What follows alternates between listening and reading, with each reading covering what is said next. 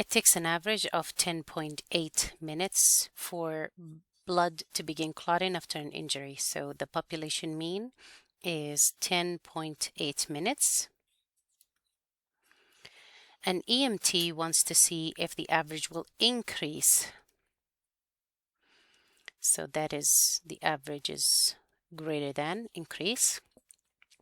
If patients are told the truth about their injury, the EMT randomly selected 62 injured patients, so that is N is 62, to immediately tell the truth about their injury, and noticed that they average 11.8 minutes. So X bar is 11.8 minutes. For their blood to begin clotting after the injury, their standard deviation was 2.58. So S is equal to 2.58 because these come from a sample, so it's the sample mean and the sample standard deviation. What can we conclude at the alpha equals 0.01 level of significance? So alpha equals 0.01. So we're going to answer this question, and clearly this is hypothesis testing for means. So the null hypothesis is going to state that the mean is equal to 10.8. That is a statement of no change. And then the alternative hypothesis is going to state that the mean is greater than 10.8 because the EMT wanted to test if the average increases. So if the average increases, this statement right here. Okay, so that's what we know so far.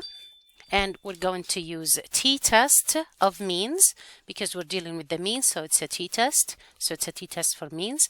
So I will go to the calculator, the online calculator, and I'm gonna go to t-test of a mean, and then this is gonna be a right tilt test.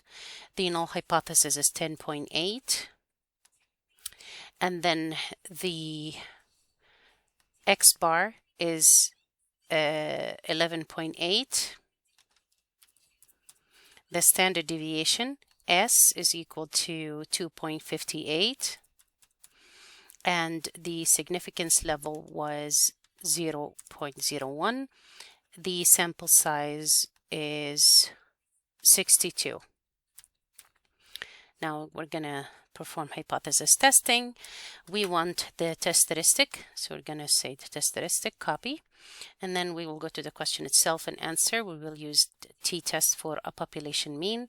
We know that this is the mean, and the null hypothesis is always a statement of equality. 10.8 is the population mean, basically this number.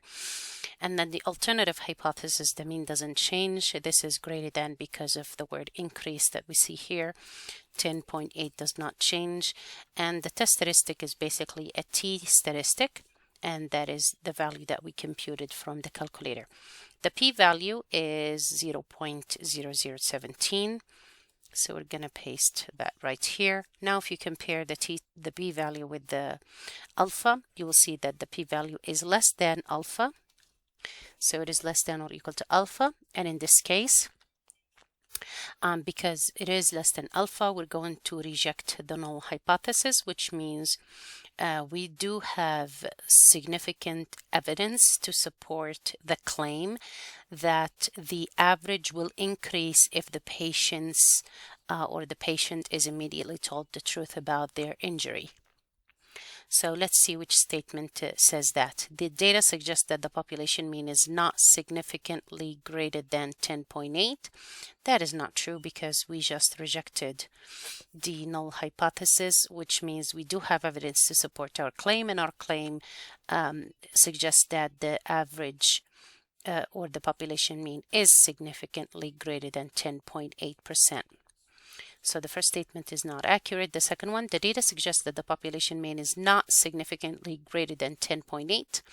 Also, this is the wrong statement from the beginning because we rejected the null hypothesis, which means we do have evidence to support the claim or the null hypothesis that suggests that the mean is actually significantly greater than 10.8. So that leaves us with the last option. The data suggests that the population mean is significantly greater than 10.8 at alpha equals 0.01. So there is statistically significant evidence to conclude that the population mean time for blood to begin clotting after an injury, if the patient is told the truth immediately, is greater than 10.8. So that is the correct answer. So that is question number 11. I hope this helps, and if you do have any questions regarding this one, let me know.